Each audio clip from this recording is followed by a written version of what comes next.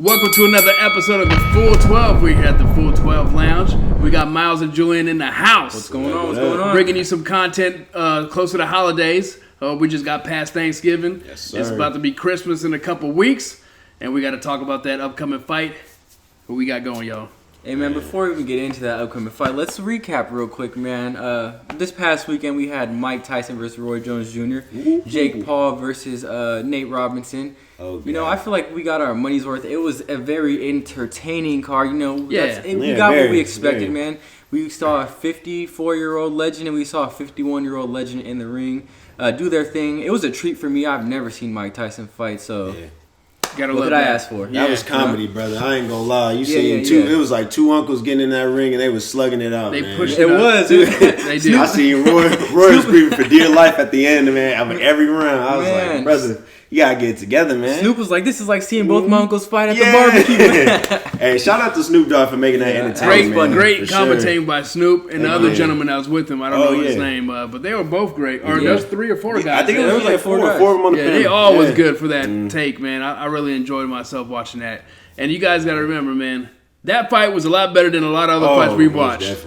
A lot more entertaining. They both were throwing punches. They, at first Mike was hugging a little bit, but they probably had to settle down a little bit. But they definitely. Man, put I on think the show. Roy was doing more of the hugging. Yeah, I ain't gonna And lie. less Roy was of the holding on punching. for dear life. Dude, we got to talk about that Nate Robinson, Jake Paul. Oh, man, Let's get into it. I don't Y'all think be we should talk straight about that hating one. on that man, Nate. What you guys don't know is half of you guys that are talking mess. If you got in that ring with Jake Paul, he'd knock your ass out too. And let's be serious right now. He brought the ASS up in it. I heard that. Man, and as far as Nate goes, Nate's been training for only 3 months, and Jake's been training for 3 years. That's so true.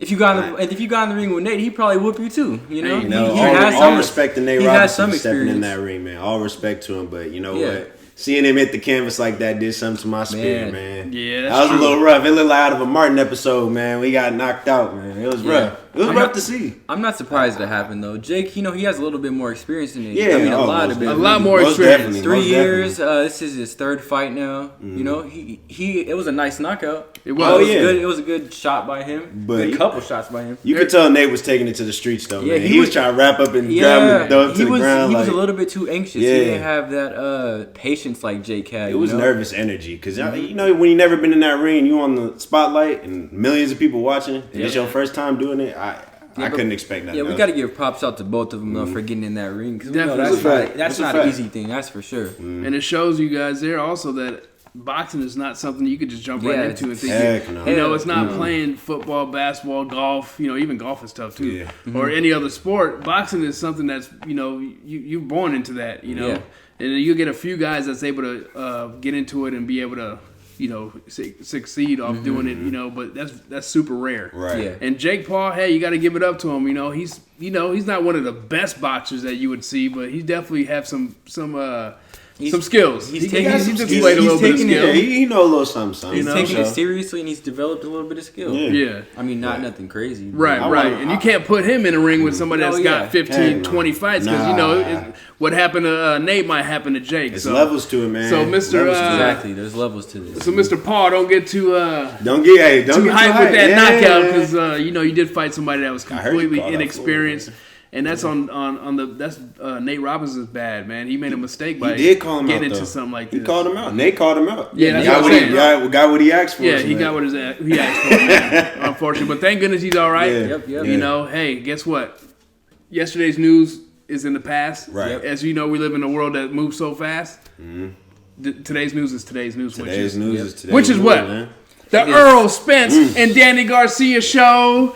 Here we go. I feel like that's going to be one of the best fights we didn't see. We're getting closer. Right. We're getting closer to that day. Let's watch some real welterweight boxing.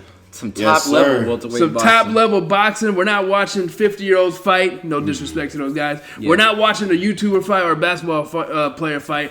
We're watching 2 welterweight top-notch fighters fight. On Saturday. What's the date on that? Hey, technically one of them might be pound for pound, man. Right? The 5th of December. Yeah. 5th of Saturday, December 5th, you guys. What something time? that you can't miss. I would say it starts at least by 5 o'clock Pacific time. And the undercards, there's a whole bunch of undercards on this one. So Can't wait for that. Maybe some new guys that we haven't really seen that we might be learn something new about. Right. We learned something about another guy over the weekend also. Yeah, I think his name was Jovan Ortiz or something like that, man. But he was really skilled, and he's someone that I'm going to be looking out for. So, don't sleep on the undercards. Yeah. You could find a fighter that is up and coming and is actually a good fighter. Absolutely. You just got to be looking for it. Right, yeah, we definitely seen we definitely seen something from that kid that we liked.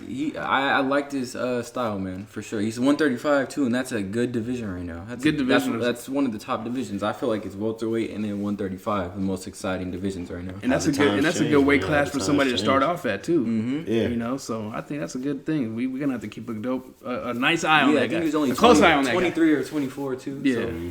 So still young. But what do you think about this fight? Let's get into it, man. What's up? What's going on? Upcoming fight, man. I'm sorry, you guys. I got to go with my boy. I'm Mr. Underdog, Undertaker. I'm going with I'm going with Danny Garcia.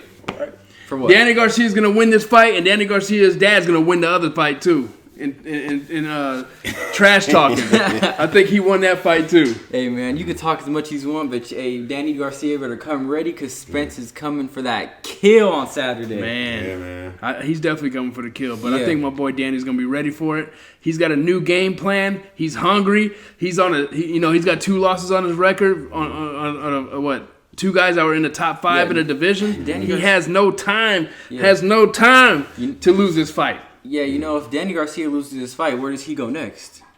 That's the thing. Yeah, so maybe he has the downfall, man. So Danny ain't has looking good for him. Yeah, at this point, Danny has a lot to lose, but I feel like it does not matter. To me, I haven't seen Danny Garcia improve in about 3 to 4 years. I feel like he's been the same fighter for the last couple years, and we've been seeing Errol Spence just improve every single fight, showing something new every fight. He showed that he could box against Mikey Garcia. Just purely box. He showed that he could brawl versus Sean Porter. And, he actually knocked down Sean Porter, and that's something Danny Garcia didn't do. So people are saying Danny has all this power, which he does. Right. But I feel like Errol Spence maybe can equal that power. A lot of people said, though, Garcia won that fight against Porter, though. No. I don't think so. You don't think so? It came down to a split? Nah. Sean Porter definitely won that fight. He was a more active fighter. He actually controlled the fight, which was surprising to me. The smaller guy controlled the fight. Danny did not throw enough punches in the rounds. He did not win that fight. He might have landed a lot cleaner punches. But if you take all that high volume of punches that Porter shot at him, I think he won the rounds. More rounds to win that fight. Yeah, man. And people are talking about all this power, but he didn't knock down Sean Porter, and Errol Spence did. So that's true. So what's gonna give Garcia the advantage in this fight, man? If he has a chance, because a lot of people saying Spence gonna knock him out, man, because he's physically bigger, and you know what? Spence is younger. He's got the boxing IQ is there. So let me tell you, man, what Garcia got to bring. Danny Garcia has a good chin. Let's say that real quick. Okay. But Danny Garcia has to hurt Errol Spence to win this fight because he's not going to outbox him. If he doesn't hurt Spence, I think Spence just completely rolls over him. I agree with that. Danny's kind of a one-trick pony in my eyes. He does, he looks for that big shot and that look left hand. He's not busy enough to win rounds with Errol Spence convincingly. So. Yeah, he's definitely busy with it. He's got a lot of work to do. And if you look at the Thurman fight and you look at the Porter fight with Garcia, just like you said, he did not control the fight. He got to show the judges that he's in control. They both outworked him. They both outworked him for sure. He's controlling the fight. He's throwing more punches. He's landing cleaner shots. He's just got to either do that. He's got to get some knockdowns in the fight or get a knockout. Because if he comes in there and it's a close fight, I don't think it's going to go his way because you're going to be fighting a slick fighter that's going to be able to make your punches look like they're not landing completely. He's going to be on his toes. He's going to be moving around. And Danny is kind of flat-footed and he just goes for that big punch, But I like it. But at the same time, you still got to give more volume of punches. The judges going to want to see a lot more, I think. So you say Danny Garcia ain't the dance partner you want, man. He's a little flat-footed. He's a little flat-footed. He's going to get taken for a ride with Spence. No, but I think he's going to shock the world, you guys. Okay. Like I said, he has nothing to lose. He needs this fight. His camp his camp is hungry, and if he loses his fight, it's gonna be big trouble for his camp. You know, where do you go from here? Like you said, hey, I'm gonna let y'all know right now. He doesn't think he's gonna win. He wants him to win. He doesn't. I want you to win, Danny. He knows he ain't gonna win. Come on, bring it back to Philly, man. Yeah, but man, I feel like what I want to see from Errol Spence is I want to see him come out and start outboxing Danny, get real comfortable, and then going for the kill. Because we saw when he fought Mikey Garcia, he did a lot of boxing. He never really went in for the kill. But I feel like when he gets comfortable, man, he should just assert his dominance and go for the kill. Right. I thought he should have done that too. Yeah, I thought he was going to do that in the second half of the fight because he was beating Mikey up so convincingly. Yeah. It was clear that Errol Spence was the much better fighter. Right. And not to cut you off, but I think also in that fight, Earl already knew that Mikey couldn't hurt him. Yeah, so true. he was already confident after the second or third round and knew that he felt Mikey, whatever Mikey can give, he knew he could handle no problem. And from there, he just controlled the fight.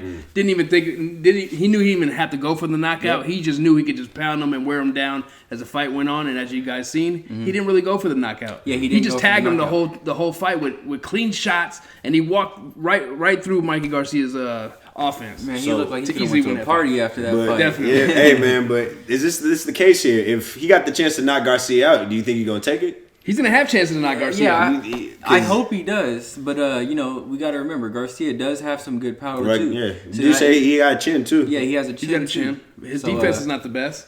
Yes, he's very fundamentally sound, though, too, Danny Garcia. I mean, Errol Spence's fundamentals and technique is a little bit better, but, Danny Garcia still has real good fundamentals. It's going to be an interesting fight. You're going to have You're going to have Danny Garcia, which is going to stand right in front of Spence. He's not going to give you a whole lot of movement. He's straightforward. He's going to try to land power shots. And then you got the Spence, which he can either come straight forward or move around.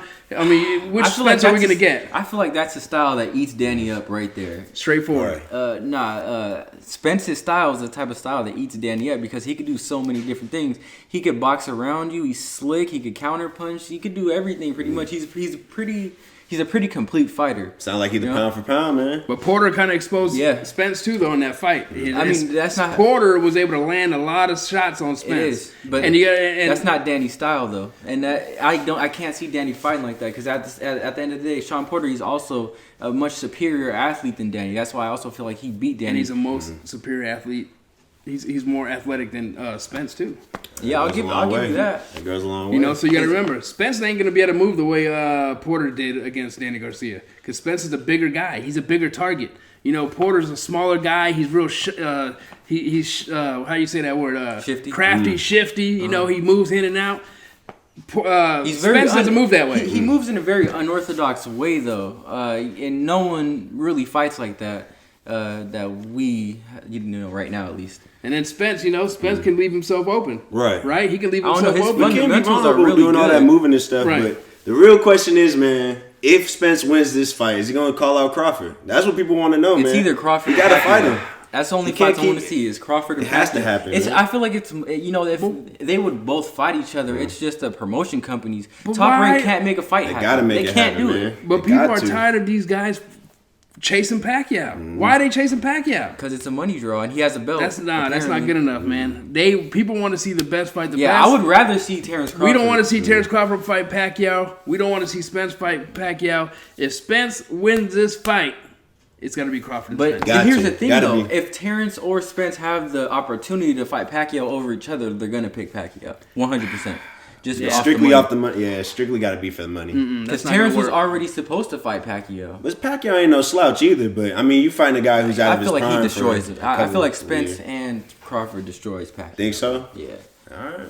Yeah, I think there's gonna be too much to handle. The heavy hands on those guys are gonna be too much for Pacquiao. But don't be surprised if Pacquiao pulls another one. Hey, never know, man. I would be very surprised.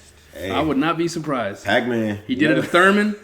He can do it to one of these guys also. His 2 fights before that, he didn't look very good, or his last 3 fights before Thurman, he didn't look very good to me. It looked like his career was going down the hill. Age, man. Yeah, but he did come back that Thurman fight and shock us all and pull out a really impressive victory. So we never know. The Sharks. He swerved the Sharks. That was one for the books, man, for sure. Yep.